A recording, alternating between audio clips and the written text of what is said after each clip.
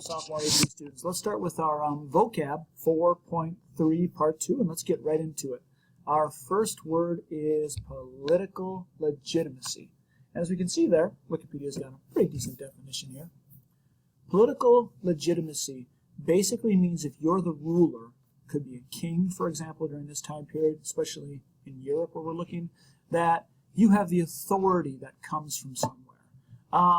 That authority could come from the gods, it could come from the people, but somehow political legitimacy means that legitimate or correct authority has given you the power to rule. China also has this, we can see in the mandate of heaven, that basically the gods put the emperor in power and they can take it away when they want. We'll get to our next definition for this as an example for Europe, which would be the divine right of kings. This is very significant because people during this time period will see their rulers as legitimate, a lot of them believing that the rulers have power from God to rule at this time. In our next era, people will start questioning that legitimacy if they should be able to rule, which will lead to a lot of rebellions in the modern period. But in the early modern period, we're looking at legitimacy, often is established with the rule coming more from like a heavenly power like the god or the gods. Our next word is the European notions of divine right. Divine right is basically that the rulers or kings like Louis XIV in France had a divine right to rule, or basically that God gave that ruler the power. Now this is different than what existed in China with the mandate of heaven. In China, the mandate of heaven said, yes, the gods gave power to the emperor, but that meant that the emperor had to live up to certain expectations. If that didn't happen, boom, you're kicked out. In the European notion of divine right, the king has power. And don't you dare question the king, because the king has power from God. A Christian God at this point, but like Louis XIV would have said, his power came from God, and a regular person could not question it, or that would be a sin. So very historically significant because this allows rulers to rule with our next term. We'll come up a little bit, absolutism, an absolute monarchy where they have total, complete power. Louis XIV of France. This is the person who personifies or just completely shows the divine right of kings in an absolute monarchy. Louis XIV was the ruler of France in the early modern period. He was the most powerful. And what Louis XIV did was he made all of his nobles move to his palace at Versailles. So he took them all and he moved them into his palace and basically made them serve him and compete to serve him. He referred to himself as the Sun King. He did. That he was basically seen as the king, also given power from God. And on top of that, he ruled with absolute authority in this period where France was becoming a major power and had an absolute monarchy or absolute power. In addition to that, also it should be known that Louis XIV also had the best legs of his time period. I mean, check them out. Ladies, I know you're jealous, aren't you? All right, very significant because he shows France's power at this time in the early modern period of an absolute monarchy, which is our next term. Absolute monarchy means the king or queen, usually a king, has absolute and total control. That means they are basically given power, usually seen from a divine right from a god or gods. In Europe at this time, usually a god because they were Christian. And that they are not restricted by laws, by the legislator. The king is beyond the laws. The king can do whatever the king wants in an absolute monarchy. Now, some monarchies had weaker monarchs that couldn't do this, that they still had to follow the laws, the parliament and such. But an absolute monarchy, again, like King Louis XIV would be an example. Charles V of the Holy Roman Empire would be another example, had complete control over everything at Europe in this time. All right, the Safavids' use of Shiism. The Safavids are kind of this group that we talk about a little bit, but not a ton at EV. The Safavids were a people who came to rule modern-day Iran after Timur or Tamerlan after his death. Now, we haven't talked about Tamerlan that much. Tamerlan, for our purposes you'll want to know, was an ancestor of the Mongols who came and took over a huge empire that wasn't able to hold it together. So after he died, it kind of split up. Like the Mughal empires were descendants of Timur and Genghis Khan. The Safavids are a group that takes over Persia, back from our Persian Empire. Today it would be called modern-day Iran. And as they take power, what they do is they choose to follow Shia Islam, which is a minority sect. So Ishmael, who is very powerful in the Safavid Empire, decides to take on Shia Islam. Now this is a big deal because in other caliphates, Sunni Islam and Shia Islam had been combined in the Umayyad and Abbasid caliphates. But the Safavids reunite Iran or Persia as a state in 1501, and they establish Shiism as their empire. Now, Shiism, if we want to flash back to what does that mean, Shia Muslims were the Muslims who believed that the Prophet should be, that's Prophet Muhammad, should be succeeded by members of his family. That's what the Shias believe. Sunni Muslims, who are the majority, there's more of them, they believe that the caliphate, or the leader after Muhammad, should be passed on by those who are most qualified. So big deal here is that it splits them from the Islamic community, and the Safavids become at odds with the Ottomans, who are the main Islamic power at this time, and also the Mughals. So you got the Mughals, who are practicing Islam, kind of combined with Hinduism. You got the Ottomans, who are like the Islamic power. The Caliphate is in the Ottoman Empire. The Safavids are kind of these outsiders, and they believe in Shia Islam.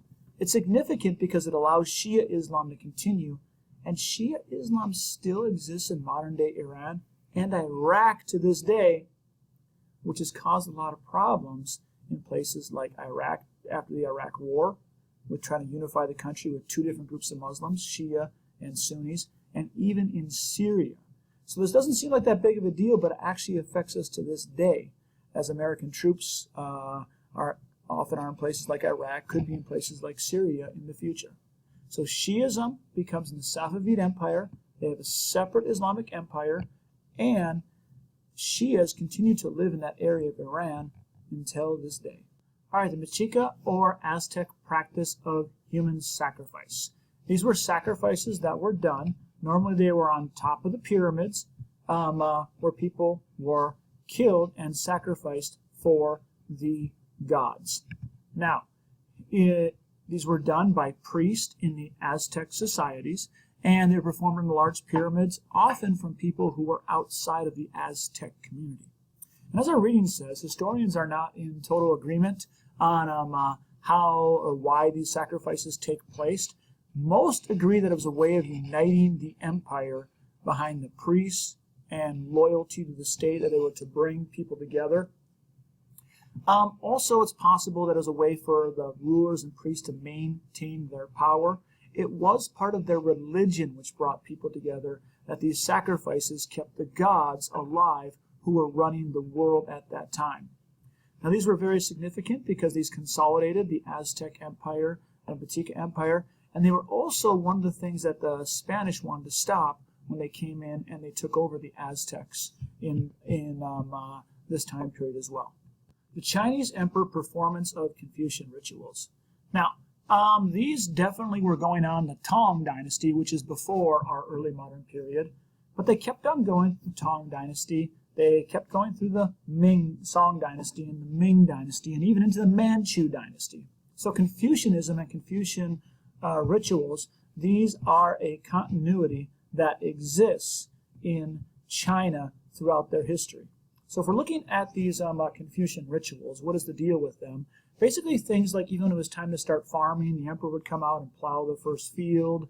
There would be other ways, sacrifices that would be given to heaven, and these would be done because these were rituals that were to establish basically heaven and the emperor, and it was basically a sign that this is when ceremonies, farm season, and other events were supposed to begin. So basically it is the emperor's reaffirming or reestablishing the mandate of heaven, that heaven has given him this power to rule, and he's letting everyone know that we can begin our new farm season again, growing season for an example. And these rituals are also really significant because they show the importance of the emperor, which is important because the Manchus, when they come in with the Qing dynasty, are different people than the Han Chinese who traditionally ruled China. And the Manchus take these on because they want to keep ruling the people, So they keep doing the Confucian rituals, which last even past them and go on into the Manchu dynasty. Ottoman miniature paintings. Here's an example of one. Ottoman miniature paintings are basically paintings made in the Ottoman Empire which tell a rich tradition or story of the Ottoman Empire. There's no perspective in there, so it's hard to tell when different things are going on, but by looking at the paintings, they show different events that were very important in Ottoman history, like possibly the fall of Constantinople to the Ottomans and other events. And these are shown throughout the painting and the whole story. So looking at it's a little bit like looking at in a church, looking at a stained glass window where they have stories up there so everyone can see it. Even if you can't read, you could see in these paintings there would be a whole story of the history. And that could be hundreds of years in history going on in one of these paintings. They're significant because this is a way for Ottomans to continue their art and tradition, to show their consolidated empire, and to unify people during the early modern era. Another example of art showing the consolidation or legitimacy of power in this era would be Qing imperial portraits. Here we see Emperor Kangxi with a book showing his Confucian legitimacy. And these paintings, again, were to show the emperors to be very powerful. So for the Manchus, for example, because they came in and they took over the Han Chinese, the Manchus and the Qing dynasty took over the Ming dynasty. When they come into power, they also want to show that these Qing imperial portraits of them in more of a traditional, almost Han Chinese pose, reading like Confucianist works or something like that to show that they are continuing this Confucian tradition, which legitimizes and consolidates their rule at this time. And that's very significant because it allows them to show the people they're in charge, that they're going to keep some of the traditions going in China even after they've taken over. The Millet System. The Millet System, think of back to the theme system when we were talking about the Byzantine Empire. I don't know why I looked at this for the hell of it. Anyway, so the Millet System was basically giving separate areas the ability to rule themselves. Or if you had a majority of Christians living in somewhere, you'd let them live under Christian law as long as they paid their taxes and followed, laws they were supposed to. Or Jewish people could live under Jewish law and they could rule themselves under their laws as long as they paid taxes and paid homage to the Ottoman emperor. So it's a separate system of ruling that Ottomans let people have so they can keep their culture so they wouldn't have to fight them against it.